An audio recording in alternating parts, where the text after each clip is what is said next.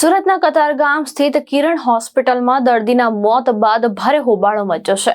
મૃતકના પરિવારજનોએ તબીબોની બેદરકારીના કારણે મોત થયું હોવાના ગંભીર આક્ષેપો કર્યા છે। જોકે હોસ્પિટલના સીઈઓએ તમામ આક્ષેપોને ફગાવી સારવાર પ્રોટોકોલ મુજબ થઈ હોવાનું જણાવ્યું છે।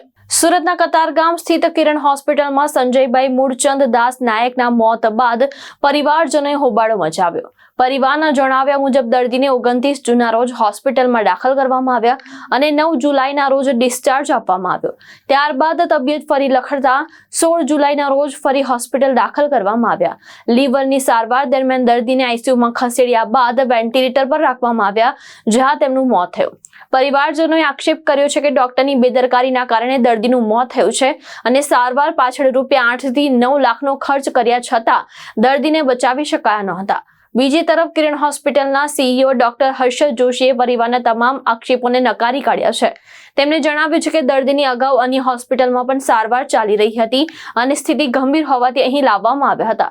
દર્દીનું લીવર અને કિડની બંને ફેલ થઈ ગયા હતા તેમજ અન્ય ગંભીર તબીબી જટિલતા પણ હતી। હોસ્પિટલ દ્વારા શરૂઆતથી જ પરિવારને દર્દીની ગંભીર સ્થિતિ અંગે જાણ કરવામાં આવી હતી અને જરૂરી હોય તો અન્યત્ર લઈ જવાની પણ સલાહ આપવામાં આવી હતી। ડોક્ટર જોશીના જણાવ્યા મુજબ પરિવાર કાયદેસર કાર્યવાહી કરવા સ્વતંત્ર છે, પરંતુ હોસ્પિટલ સામે કરાયેલા આક્ષેપો તથ્યવિહીન છે। મારું નામ ભાવિક નાયક છે।